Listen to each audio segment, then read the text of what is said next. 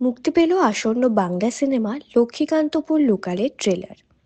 দক্ষিণ কলকাতার এক ক্লাবে হওয়া ইভেন্টে উপস্থিত থাকতে দেখা গেল সিনেমায় অভিনীত ঋতুপর্ণা সেনগুপ্ত, মদন মিত্র, সায়নী ঘোষ, চান্দ্রী ঘোষ, জন ভট্টাচার্য, রাজনন্দিনী, সঙ্গীতা সিনহা ও ডিরেক্টর রামকমল মুখোপাধ্যায়।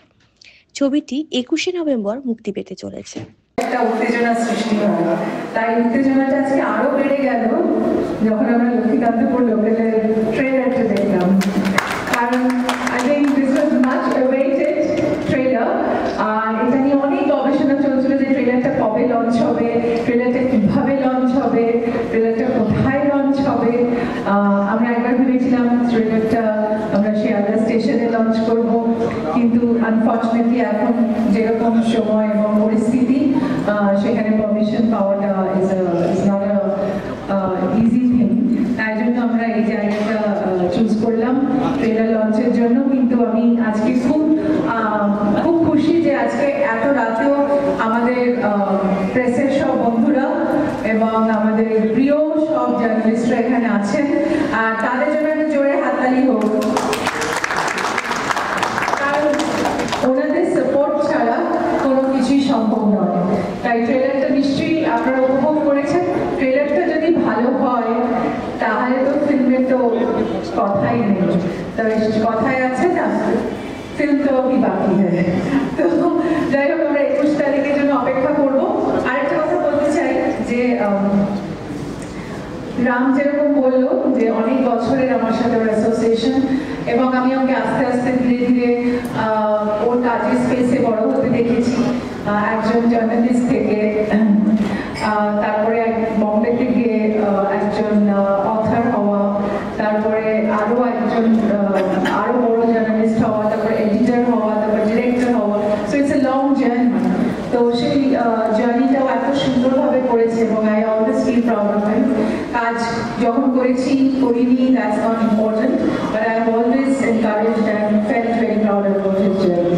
তো আজকে আমাদের এই অ্যাসোসিয়েশন ডেফিনেটলি মনে হচ্ছে একটা দারুণ কিছু হবে, এবং আমি মদনদাকেও ধন্যবাদ জানাবো যে এই পুরো বিষয়টার সাথে আমাদের পাশে থাকার জন্য। সঙ্গীতা, তোকে অনেক অনেক বাধাই। কারণ আমি মনে করি যে ও সত্যি শেষ প্রুভড আ পয়েন্ট যে একজন অভিনেত্রী এবং প্রযোজক। আমি নিজেও একজন প্রযোজক, এবং I know what kind of problems, what kind of হ্যাসেলস, কিরকম অনেক কিছু সামলাতে হয়। তো আই থিঙ্ক আজকে সেই ডেটা এসেছে, আমরা ট্রেলারটা আলটিমেটলি লঞ্চ করতে পারলাম, এবং 21 তারিখে আর আমাদের ফাইনাল রেজাল্টটা যাতে খুব সাকসেসফুল হয় সেটা আপনাদের হাতেও অনেক পেছনে ছিল।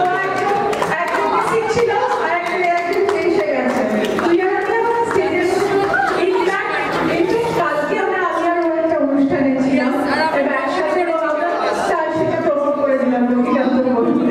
সো আমরা বেশ একসাথে এরকম প্রমোশন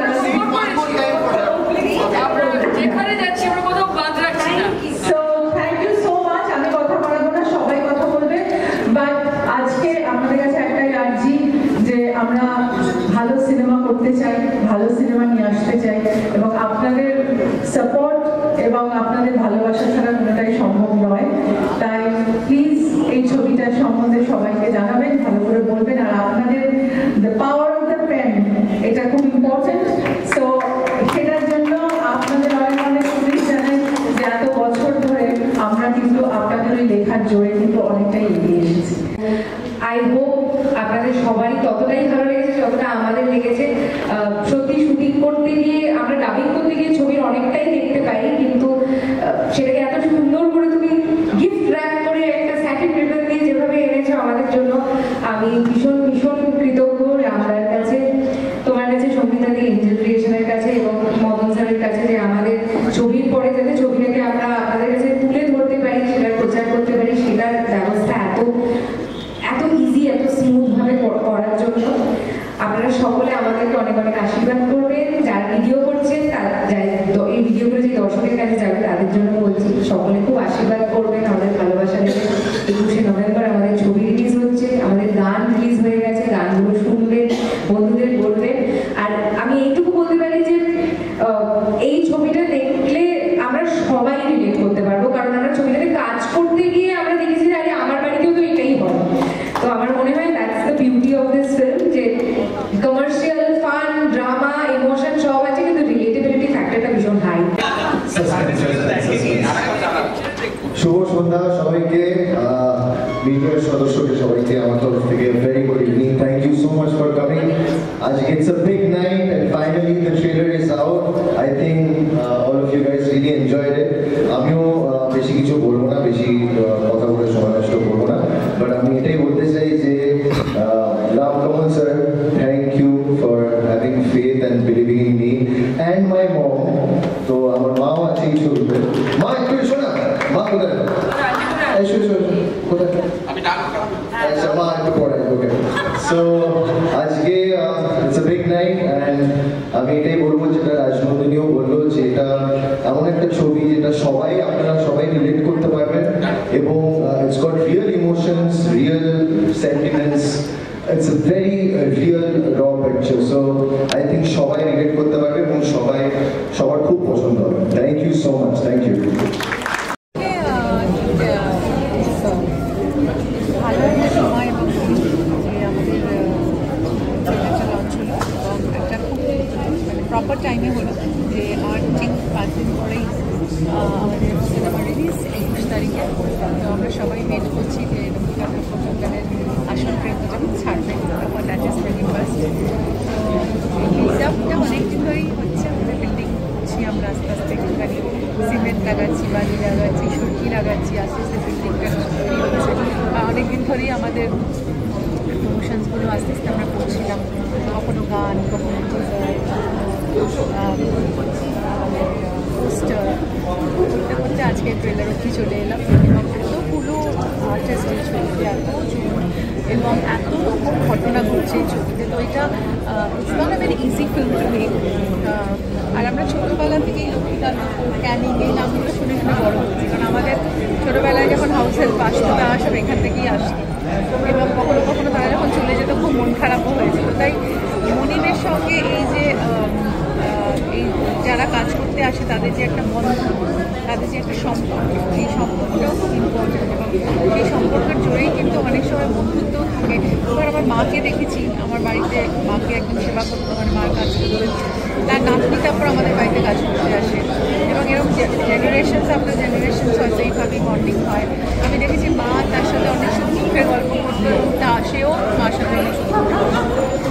তাই এখানে কোনো ব্যক্তি বা তার ইকোনমিক ব্যাকগ্রাউন্ড কী, বা সে কী কোন ব্যাকগ্রাউন্ড থেকে আসছে সেটা বড় কথা না, it is that emotional connect. এই ইমোশনাল একটা গল্প বলবে লক্ষ্মীকান্ত লোকাল, এবং সবার অসাধারণ পারফরমেন্স আমরা দেখবো। এবং রাম একটা দারুণ ছবি বানিয়েছে, এবং আমি চাইবো যে রাম এই ছবির থেকে অনেক নাম করুক এবং দারুণভাবে এই ছবিটি সাফল্য পাবে।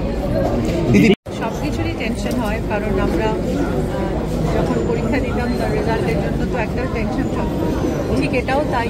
এটাও আমাদের কাছে পরীক্ষার মতো, প্রত্যেকটা চরিত্র, প্রত্যেকটা সিনেমা আমার কাছে একটা পরীক্ষার মতো। তবে পরীক্ষার রেজাল্ট বেরোনোর আগে যেই টেনশন থাকে বা যেই এক্সাইটমেন্টও থাকে, সেটা থাকে। তো এখনও এত বছর পরেও সেটা কমে যায়নি, তাই জন্যই মনে হয় যে আরও নতুন কী করবো এবং নতুন এক্সাইটমেন্ট নিয়ে আরও এগিয়ে যাই পরের কাছে। দিদি, লক্ষ্মীকান্তপুর লোকালের সঙ্গে আমরা ছোটোবেলা থেকে পরিচিত, তো কখনো কি লোকাল ট্রেনে যাওয়া হয়েছে? হ্যাঁ, উঠেছি, অনেক ছোটোবেলায় উঠেছি, তবে কোথায় উঠেছি সেটা মানে একবার আমার পিসিমার পোস্টিং ছিল মালদাতে, তখন আমি অনেকবার গেছি ট্রেনে করে। আর আমরা অনেক সময় নর্থ বেঙ্গলকেও সবসময় গেছি ট্রেনে করে। লোকাল ট্রেনে হয়তো কাছাকাছি কোথাও যদি যেতে হয়েছে আমরা গেছি। ইনফ্যাক্ট আমার একটা খুব সুন্দর ট্রেন জার্নি মনে আছে, যখন বেলা শেষে বেলা শুরু করেছিলাম, আমাদের একটা দুর্দান্ত ট্রেন জার্নি ছিল, এবং সেটা মনে পড়ছিল। সৌমিত্র জেঠু তখন কবিতা বলতে বলতে আসছিল, ফরাজদা গান গাইছিল, সম্পর্কটা কবিতা বলছিল, আমরা সবাই গান গাইছিলাম। সো এই ট্রেন জার্নিটা আমার কাছে খুব মানে আমার কাছে খুব আনন্দের। ট্রেনটা যেন মনে হয় যে একটা সময় যে মানে সুন্দরভাবে একটা সময় কাটানো যায়। আর ট্রেনের মধ্যে পাশে ট্রেনের পাশে মানে যখন আমরা বাইরে দৃশ্যগুলো সরে সরে যাই, তখন ওই দৃশ্যের এত ফরচুন, ট্রেন ছাড়া সেটা সম্ভব, ট্রেনে সেটা থ্যাংক ইউ দিদি। রিলিজ চলছে, কি বলবে? বলবো দর্শককে যে আসুন ছবি দেখুন। আমি এখন যা বুঝতে পারছি বাংলার দর্শকরা অনেক মৌলিক চিন্তাধারার ছবি দেখতে পছন্দ করছেন, আউট অফ দ্য বক্স জিনিসপত্র দেখতে ভালোবাসছেন। খুব বেশি শোষাবাজি, খুব গ্ল্যামার না হলেও ভালো কন্টেন্ট থাকলে দর্শকরা ভালোবাসা দিয়ে ভরিয়ে দিচ্ছে। আমার মনে হয় লক্ষ্মীকান্ত পুর লোকাল দেখে সবার ভালো লাগবে। আর স্টেলার কাস্টিং, এতগুলো অভিনেতা অভিনেত্রী একসাথে জমে যাবে। হ্যাঁ, তো তুমি কি আবার কি অভিনয়তে কি আবার ফেরত চলে আসছো, সেটা কি বলা যায় কি? না, তুমি ছিলে না, সেটা তো মাঝখানে।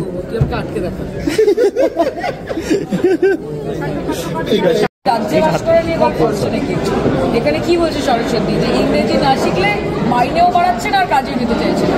কেনই বা যারা ডোমেস্টিক তারা কেনই বা ইংরেজি জানে? সবার মধ্যে তো একটা অ্যাসপায়ারিং একটা সত্তা থাকতেই পারে।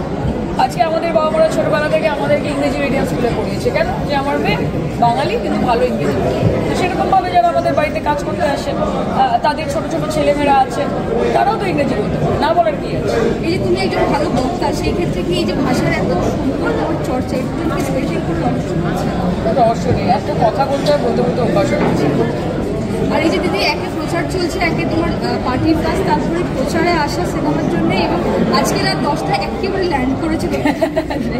একদমই তাই, এই ট্রেন মিস হয়ে গেলে মুশকিল হয়ে যেত আসলে। So I had to board this train and I am happy that I could board it.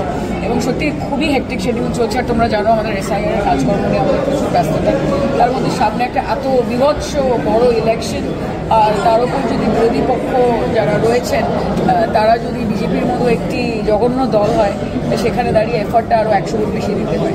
But ঠিক আছে, কাজ করতে হবে, ছবি করার সময় ছবি হবে, রাজনীতির সময় রাজনীতি হবে, সব মিলিয়ে মিশিয়ে চলবে। আর শাইনী ঘোষ কি এখন সরস্বতী ক্যারেক্টারের মধ্যে আছে নাকি?